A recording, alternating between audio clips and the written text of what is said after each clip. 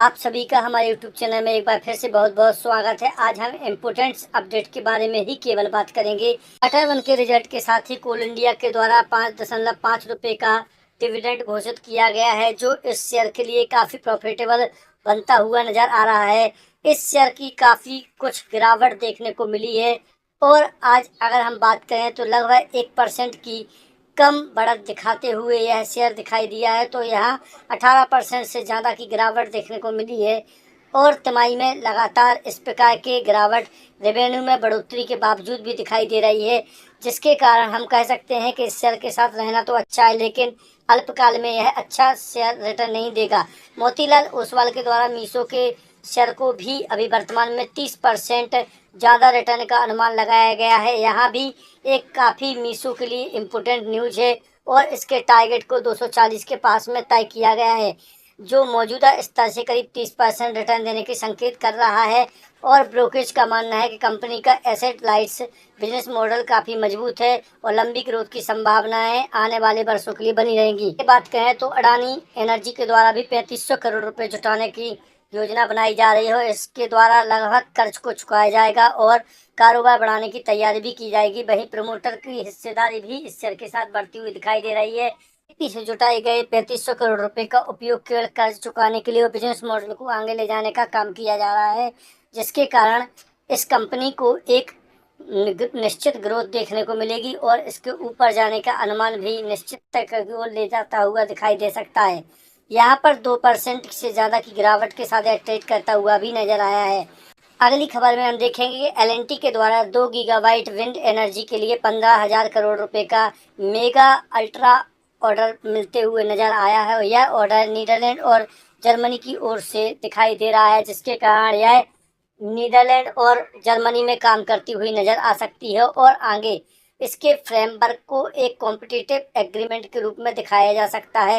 यहाँ फ्रेमवर्क समझौते की घोषणा अभी देखने को मिली है और इसके 15,000 करोड़ का जो निवेश आया है उससे इस कंपनी को एक हाइड को मिल सकता है।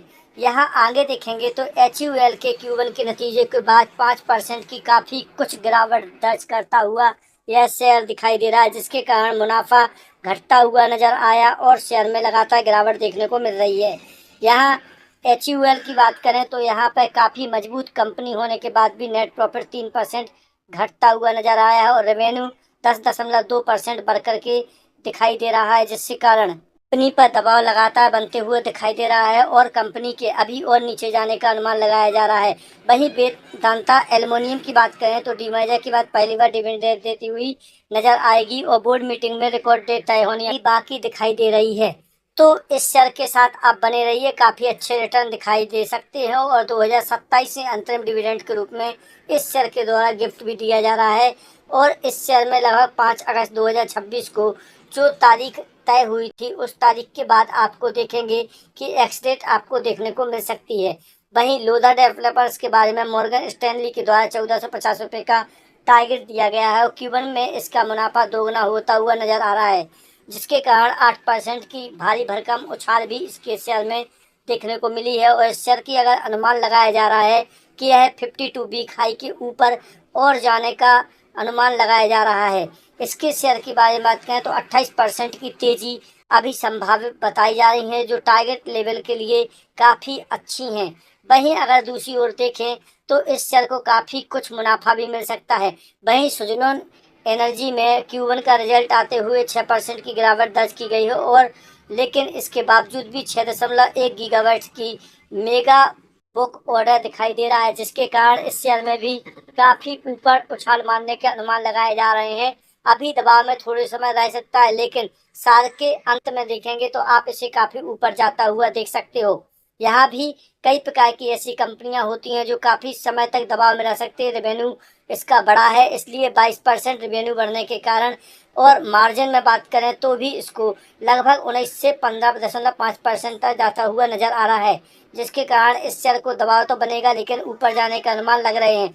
वहीं भारत बेंज जैसी कंपनी के साथ आशीष कचौरिया की कंपनी में 3 साल की डील की है और अब इस शेयर को भी मजबूती प्रदान होती हुई नजर आ सकती है।